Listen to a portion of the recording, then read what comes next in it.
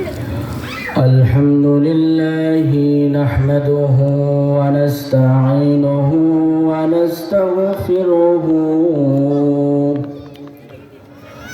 ونعوذ بالله من شرور أنفسنا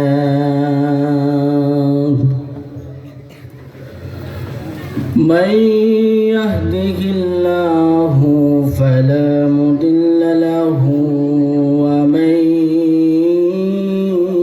يضلله فلا هادي له ونشهد أن سيدنا ومولانا محمدا عبده ورسوله الذي أرسل إلى الناس كافة بشيرا ونظيرا أما بعد فأعوذ بالله من الشيطان الرجيم بسم الله الرحمن الرحيم وكان حقا علينا نصر المؤمنين صدق الله العظيم قال النبي صلى الله عليه وسلم لا يؤمن أحدكم حتى أكون أحب إليه من والده وولده والناس أجمعين صلى الله على سيدنا ومولانا محمد وعلى آله وصحابه وسلم কত গেল ববের জনম লইয়া মরার পরে মরা নাসিল ফিরিয়া সাল্লাল্লাহু আলা সাইয়্যিদিনা ওয়া মাওলানা মুহাম্মদ ওয়া আলা আলিহি ওয়া আসহাবিহি ওয়া সাল্লাম মরণ থেকে যতই পালাম মরণ তোমায় লইবে ঘিরে যদিও সুদূর আকাশ পানে পালাও সাথে লাগিয়ে শিরি লা ইলাহা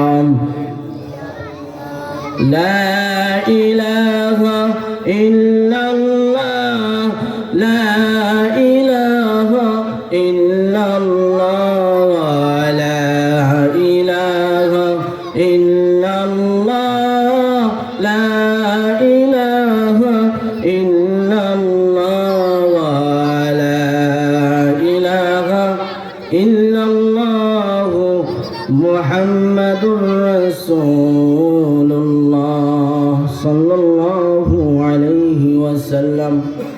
সমস্ত প্রশংসা মহান রব্বুল আলামিনের, লাখ কোটি শুকুর, লাখ কোটি দরুদ ও সালাম পাঠ করছি হুজুরে পাক সাল্লাল্লাহু আলাইহি ওয়াসাল্লামের উপর। সর্বপ্রথম আমি স্মরণ করছি যার অক্লান্ত পরিশ্রমের মাধ্যমে আজকে আমরা ৮ম বার্ষিকী রিচি কোরআন সুন্নাহ সংরক্ষণ পরিষদের তাফসিরে আসার বসার এবং এরকম একটা দ্বীনি মজমুআর মধ্যে এরকম এই পর্যন্ত আসার যার অক্লান্ত পরিশ্রম রয়েছে, যার সবচেয়ে অবদান রয়েছে, যিনি আজকে আমাদের মধ্যে নাই,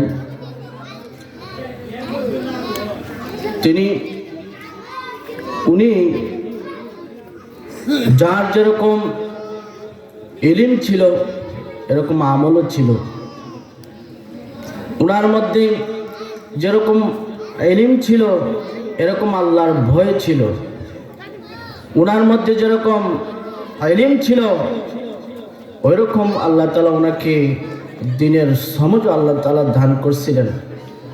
ওইরকম বাবা আর আমি সন্তান হিসেবে এরকম বাবার সন্তান আমি যোগ্য নই, কিন্তু আল্লাহ রাব্বুল আলামিন অত্যন্ত মায়া মহব্বত করে ওনার সন্তান হিসেবে আল্লাহ আমাকে কবুল করেছেন।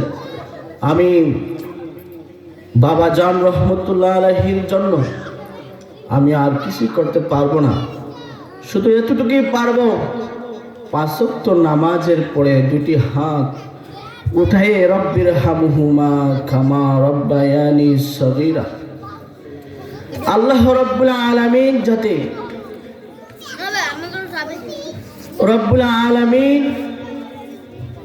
যাতে আমার আব্বার জীবনের সমস্ত ভুলগুলা মাফ করিয়া উনি যে সারা জীবন দ্বীনের কাজ করেছেন ওইগুলার বিনিময়ে যাতে আল্লাহ রাব্বুল আলামিন আমার আব্বাজান রহমতুল্লাহ আলাইহির খবর কারাকে জান্নাতের বাগান বানাই দেন। আমরা সবাই বলি আমিন।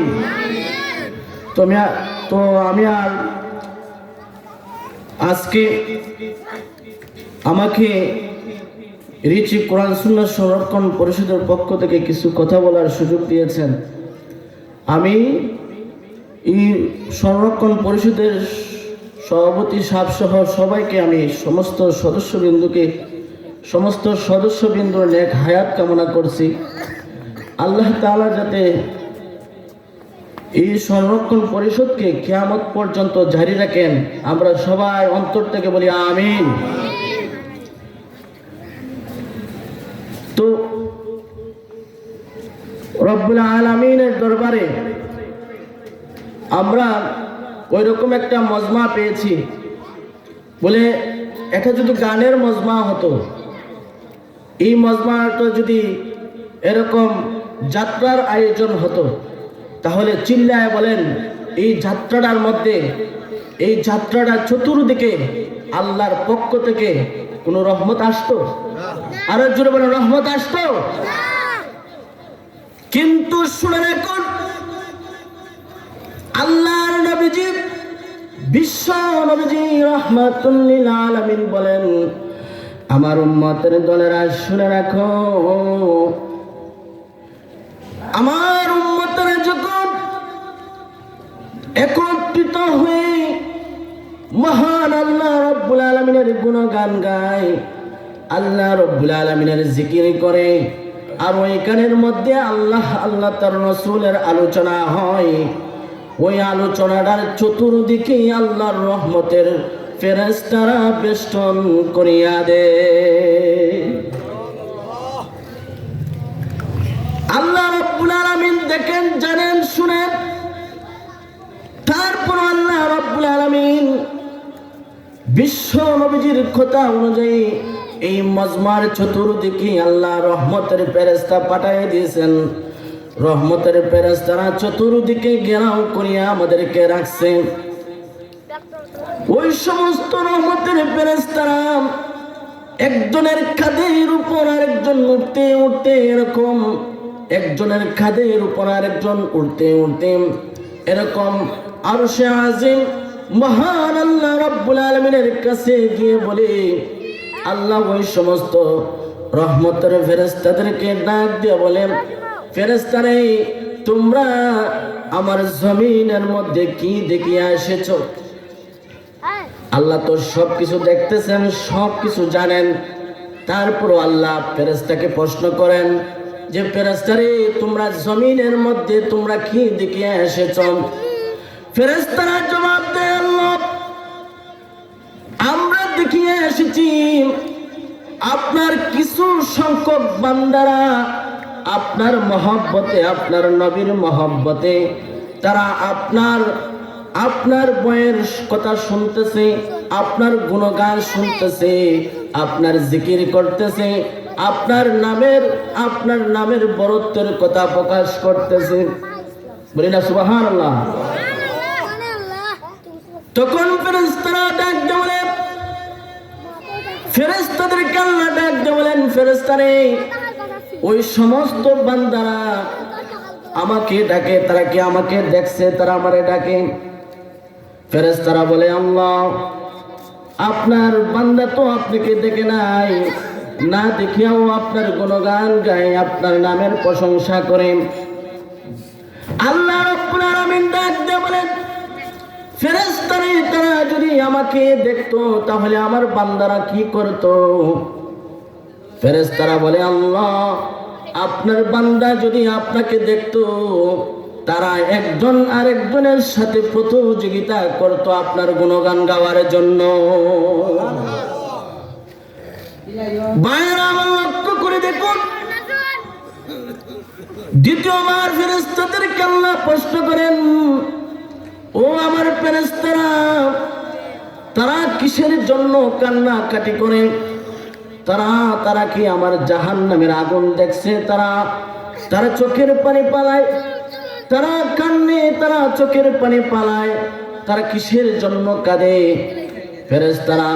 ফেরেশতাদেরকে আল্লাহ রাব্বুল আলামিন প্রশ্ন করার পরে ফেরেশতারা জবাব দেন, আল্লাহ তারা তো আপনার জাহান্নাম না দেখিয়া তারা জাহান্নামের ভয়ে কাঁদে, তারা জাহান্নাম থেকে বাঁচার জন্য রব্বুল আলামিন ডাক দিয়ে বলেন, ফেরেশতারে তারা যদি আমার জাহান্নাম দেখতো তাহলে তারা কি করত? ফেরেশতারা ডাক দিয়ে বলে, আল্লাহ তারা যদি আপনার জাহান্নাম দেখতো তাহলে তারা পাগল হয়ে যাইত, তারা রাত্রের মধ্যে যে ঘুম যায় তাদের আরামের ঘুম হারাম হয়ে যাইত, 24 ঘন্টা আপনার জাহান্নামে কাঁদতো। ভাইরা আমার, শুধু তাই নয়, আল্লাহ তো সব কিছু দেখেন, সব কিছু জানেন।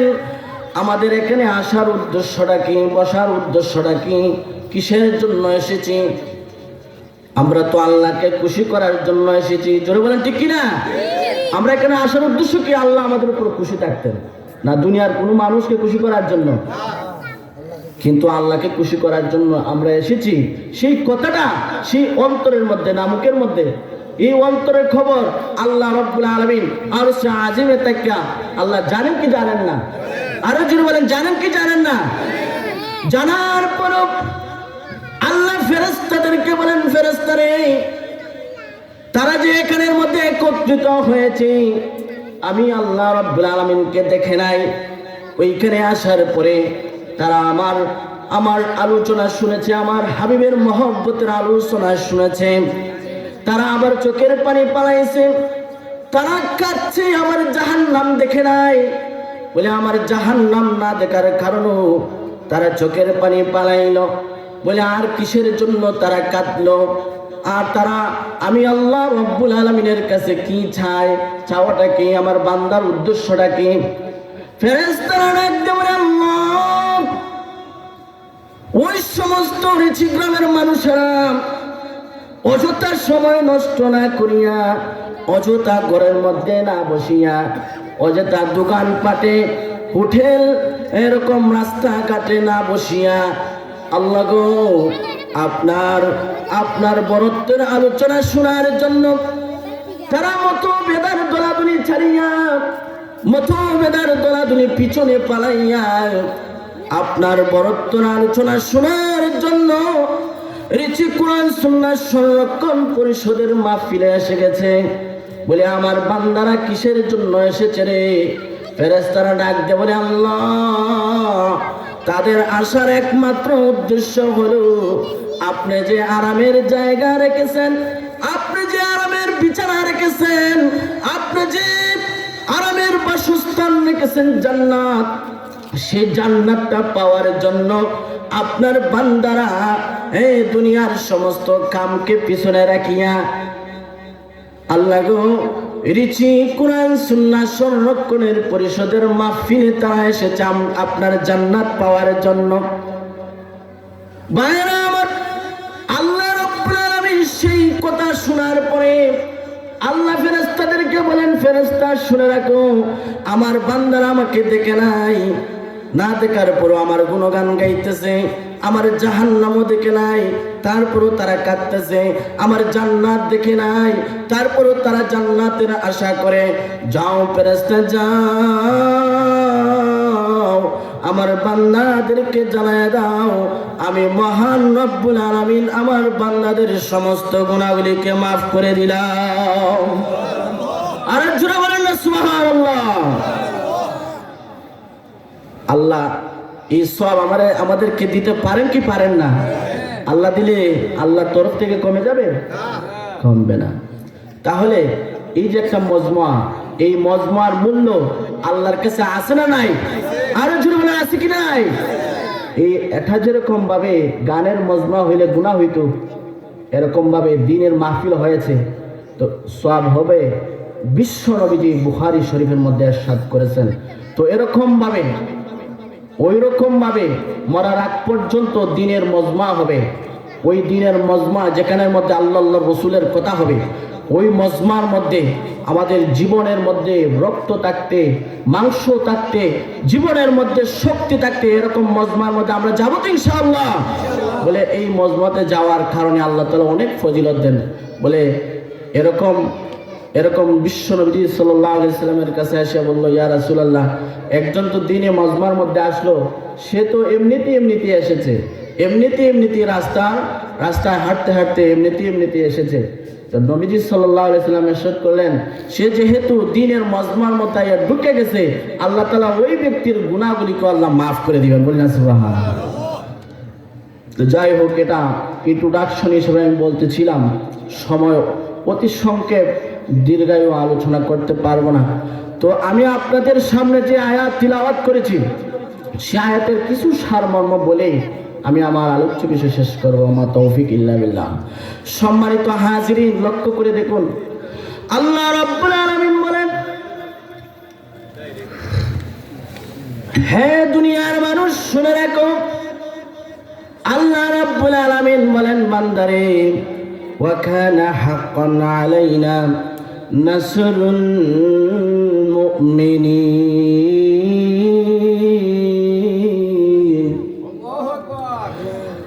আল্লাহ রাব্বুল আলামিন বলেন, হে দুনিয়ার মানুষ শুনে রাখো, আমি আল্লাহ রাব্বুল আলামিনের ওয়াদা, আমি আল্লাহ রাব্বুল আলামিন তোমাদেরকে ওয়াদা দিলাম, প্রতিশ্রুতি দিলাম, আমি আল্লাহ তাআলার হক হয়ে যায় ওই সমস্ত বান্দাদের উপর, ওই সমস্ত মহব্বতের বান্দাদের উপর যারা নাকি আমি আল্লাহ রাব্বুল আলামিনের উপর তাওয়াক্কুল করে, যারা নাকি আমি আল্লাহ রাব্বুল আলামিনের ভয় করে, যারা নাকি আমি আল্লাহ রাব্বুল আলামিন তাদেরকে বিপদে পালাই, ওই বিপদ ওই সমস্ত বান্দারা পড়ে যায়, যে সমস্ত বান্দারা নাকি আমার মুমিন, আমার নিকটবর্তী বান্দা, আমার নিকটবর্তী আমার বন্ধু, মুমিন বন্ধু, আমার মুমিন বান্দা যখন কোনো বিপদের মধ্যে পড়ে যায়,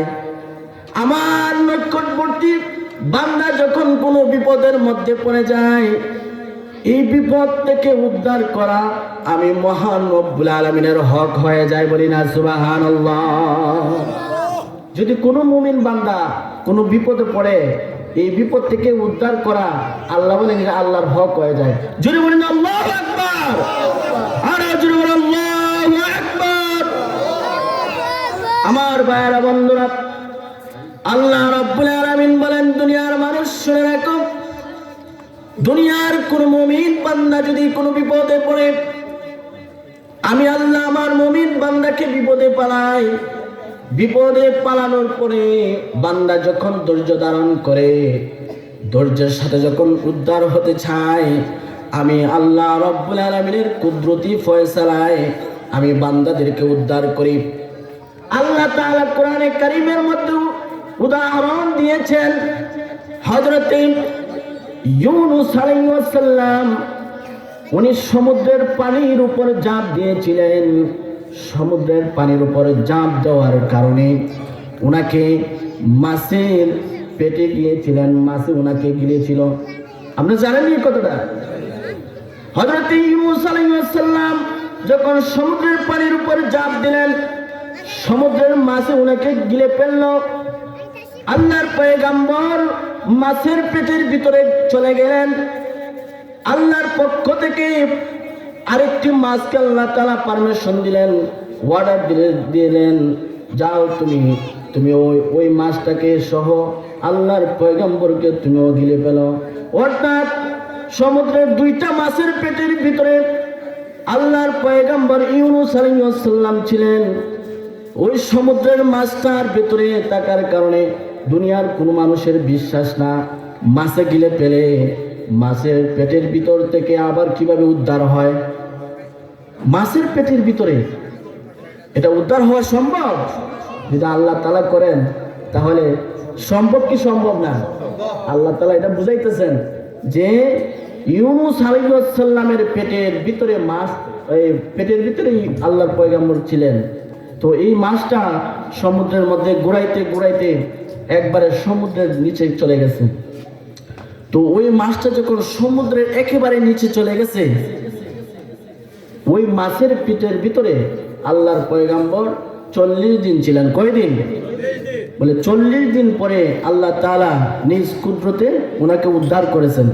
বলে ওই মাছের পেট থেকে উদ্ধার করাটা দুনিয়ার কোনো মানুষের পক্ষে সম্ভব? উনি কি বিপদে ছিলেন না? ছিলেন। কিন্তু ওই বিপদ থেকে কে উদ্ধার করেছেন? আরো জোরে বলেন, কে উদ্ধার করেছেন? আল্লাহ তাআলা আমাদেরকে এগুলা ওয়াজ দিতেছেন, বুঝাইতেছেন যে আমি আল্লাহ তাআলা যে বিপদ থেকে কঠিনতম বিপদ থেকে উদ্ধার একমাত্র আমি আল্লাহ তাআলাই করি। বলি না সুবহানাল্লাহ? বলে এটা ইউনূস আলাইহিস সালামের জন্য অত্যন্ত পরীক্ষা ছিল, বিপদ ছিল। যে ওই মাছের পেটের ভিতরে 40 দিন ছিলেন। 40 দিন কোনো আলু বাতাসের কোনো সিস্টেম ছিল না, কোনো খাওয়া দাওয়ার ব্যবস্থা ছিল না। বলে ওইখানের মধ্যে কি খাইলেন, কিভাবে থাকলেন? বলে আল্লাহ রাব্বুল আলামিন কুদরতি ফয়সালায় পালছেন। বলেন, জুড়ে বলেন, আল্লাহ পালতে পারেন কি পারেন না? আমার ভাইরা, মাছের পেটের ভিতরে আল্লাহর পয়গম্বর ইউনূস আলাইহিস সালাম একদিন 2 দিন নয় 40 দিন ছিলেন। 40 দিন থাকার পরে কিরকম ভাবে আল্লাহ রাব্বুল আলামিন ওনাকে বাঁচাইছেন, উনি ওই রকম ভাবে মাছের পেটে কিভাবে ছিলেন তাফসীরে কিতাবের মধ্যে পাওয়া যায়। মাছের পেটের ভিতরে এরকম ছিলেন, সমুদ্রের মাছটা একেবারে সমুদ্রের মাটির সাথে ঘষাঘষি অবস্থায় ছিল। ওই মাছের পেটের ভিতরে এরকম ছিলেন যেরকম ভাবে একটা গ্লাসের ভিতরে থাকলে বাহিরের অংশ যেরকম ভাবে স্পষ্ট, একটা গ্লাসের ভিতরে থাকলে বাহিরের অংশটা আমাদের কাছে স্পষ্ট হবে না অস্পষ্ট হবে? বলে তাফসীরে কিতাবের মধ্যে পাওয়া যায় ইউনূস আলাইহিস সালাম মাছের পেটের ভিতরে এরকম ভাবে ছিলেন যে একটা গ্লাসের ভিতরের মধ্যে থাকলে যেরকম ভাবে বাহিরের অংশটা দেখা যায়, সমুদ্রের পানির নিচে মাছের পেটের ভিতরে আল্লাহর পয়গম্বরকে আল্লাহ রাব্বুল আলামিন ওইভাবে রাখছিলেন। ইউনূস আলাইহিস সালাম মাছের পেটের ভিতরে তাকিয়া ওনার বাহিরের মাছ কিভাবে দৌড়ে, কিভাবে কি করতেছে না করতেছে, এই সমুদ্রের পানির নিচে অনেক কঙ্কর থাকে, একটা কঙ্কর কি করতেছে না করতেছে, উনি গ্লাসের ভিতরে ওনার কাছে সবকিছু স্পষ্ট ছিল। এরকম ভাবে আল্লাহ তাআলা রাখছিলেন। হঠাৎ করে আল্লাহর পয়গম্বর ওনার কানের ভিতরে গুনগুন আওয়াজ করতেছে, কি যেন আওয়াজ করতেছে। ভাইরা আমার, গভীর মনোযোগ লক্ষ্য করে দেখুন, আল্লাহর পয়গম্বর মাছের পেটের ভিতরে থাকার সময় ওনার কানের ভিতরে হঠাৎ গুনগুন কি আওয়াজ জানি করতেছে। হযরত জিবরাইল আলাইহিস সালাম ওনার কাছে আগমন করলেন।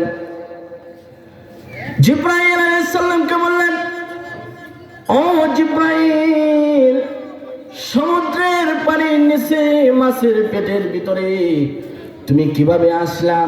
জিবরাইল আলাইহিস সালাম ডাক দিয়ে বলেন, আল্লাহর পয়গম্বর যে জায়গাতে যায়, যেই জায়গাতে যাওয়া সম্ভব, জিবরাইল ওই জায়গাতে যাওয়া সম্ভব। জোরে বলেন আল্লাহু আকবার। আমার ভাইরা, আল্লাহর পয়গম্বর জিবরাইলকে ডাক দিয়ে বলে, জিবরাইল, আমার কানের মধ্যে কি জানি গুনগুন আওয়াজ করতেছে। কিসের আওয়াজ রে জিবরাইল? আমি তো বুঝতেছি না, আমি শুধু দেখতেছি কি যেন আওয়াজ আসতেছে, কানে শুনতেছি। জিবরাইল আলাইহিস সালাম ডাক দিয়ে বলে, ও আল্লাহর পয়গম্বর, সমুদ্রের পানির নিচে অনেকগুলি কঙ্কর, ওই কঙ্কর গুলা আওয়াজ করতেছে। তারা এই পাথরগুলো আল্লাহ রাব্বুল আলামিনের জিকির করতেছে। ওই জিকিরের আওয়াজ আপনি শুনতেছেন, বলি না সুবহানাল্লাহ। সমুদ্রের পানির নিচে কঙ্কর, ওই কঙ্করগুলো আল্লাহ তাআলা জিকির করে। যদি বলেন আল্লাহ জিকির করে, ওই জিকিরের আওয়াজ আল্লাহর পয়গম্বর ইউনূস আলাইহিস সালাম শুনতেছেন, গুনগুন আওয়াজ। জিবরাইল আলাইহিস সালাম জবাব দিলেন, আল্লাহর পয়গম্বর, এটা গুনগুন আওয়াজ না, ওই পাথরগুলা আল্লাহর জিকির করতেছে, ওই জিকিরের আওয়াজ আপনি শুনতেছেন, বলি না সুবহানাল্লাহ। ভাইরা আমার, সমুদ্রের পানির নিচে কঙ্করগুলা গুনগুন আওয়াজ করে আল্লাহর জিকির করে। ওই জিকিরের কথা শুনিয়া আল্লাহর পয়গম্বর জিকির করা শুরু করে দিলেন, বলি না সুবহানাল্লাহ। উনি জিকির করছেন না, লা ইলাহা ইল্লাল্লাহ, লা ইলাহা ইল্লাল্লাহ, লা ইলাহা ইল্লাল্লাহ, লা ইলাহা ইল্লাল্লাহ, লা ইলাহা ইল্লাল্লাহ, লা ইলাহা। ইউনূস আলাইহিস সালাম জিকির করছেন না, লা ইলাহা ইল্লা আনতা সুবহানাকা ইন্নী কুনতু মিনাজ জালিমিন। আল্লাহ রাব্বুল আলামিন জবাব দেন, আমার পয়গম্বর, তুমি যে সমুদ্রের পানির নিচে মাছের পেটের ভিতরে তুমি যে আমি আল্লাহ রাব্বুল আলামিনের জিকির করেছিলে রে, ওই জিকির আমি আল্লাহ আরশে আজিমে থেকে শুনেছি। আমি আল্লাহ তাআলা আরশে আজিমে থেকে শুনেছি। শুধু শুনি নাই, বরং আমি আল্লাহ রাব্বুল আলামিন ওই জিকিরের জবাব দিয়েছি। সবাই বলেন, ফাস্তাজাবনা লাহু ওয়া নাজাইনাহু মিনাল গাম। আল্লাহ তাআলা জবাব দিয়েছেন, আমার পয়গম্বর, আপনি যে জিকির পড়ছেন, এই জিকির আমি আরশে আজিমে থেকে শুনেছি। শুধু শুনি না, আমি জবাব দিয়েছি। কি জবাব দিয়েছি? যে আমি আল্লাহ রাব্বুল আলামিন জবাব দিয়েছি, পয়গম্বর আমার, তুমি যে মাছের পেটের ভিতর থেকে উদ্ধার হওয়া তোমার পক্ষে সম্ভব না, কিন্তু আমি আল্লাহ রাব্বুল আলামিনের কুদরতি ফয়সালায় ওই জায়গা থেকে আমি আল্লাহ তাআলা তোমাকে উদ্ধার করেছি। আল্লাহ রাব্বুল আলামিন বলেন, হে দুনিয়ার মানুষ শুনে রাখো, ওয়া কাযালিকা নুজিল মুমিনিন। হে দুনিয়ার মানুষ, আমার পয়গম্বর যেরকম ভাবে বিপদে ছিল, সেই বিপদ থেকে আমি আল্লাহ তাআলা আরশে আজিমে থেকে উদ্ধার করেছি এবং জবাব দিয়েছি, কিয়ামতের আগ পর্যন্ত আমার যদি কোনো মুমিন বান্দা বিপদের মধ্যে পড়ে যায়, আর এই বিপদের মধ্যে পড়ার কারণে আমি আল্লাহ তাআলার কাছে চাই, আমি আল্লাহ তাআলা আরশে আজিমে থেকে তাদেরকে উদ্ধার করে দিব। আল্লাহ রাব্বুল আলামিন যেন যে আমরা মুমিন বান্দা হইতে পারি। আর আল্লাহ তাআলার ওয়াদা, ওয়া কানা হাক্কান আলাইনা নাসরুল মুমিনিন, আল্লাহ তাআলার ওয়াদা যে মুমিন বান্দাকে আল্লাহ তাআলা সমস্ত বিপদ থেকে উদ্ধার করা, এটা আল্লাহ তাআলার হক। আল্লাহ তাআলার মুমিন বান্দা হয়ে বিপদ থেকে উদ্ধার হওয়া দুনিয়ার কোনো মানুষই পারবে না। পারবে কে? এই ইয়াকিন আর বিশ্বাস থাকিয়া আমরা এই দুনিয়ার জগতে থাকতে পারি, আর এই ইয়াকিন বিশ্বাস থেকে আমরা মরতে পারি। সেই তৌফিক যেন আল্লাহ আমাদের সবাইকে দান করে। সবাই বলে আমিন। ওয়া আখির দাওয়ানা আলহামদুলিল্লাহি রাব্বিল আলামিন।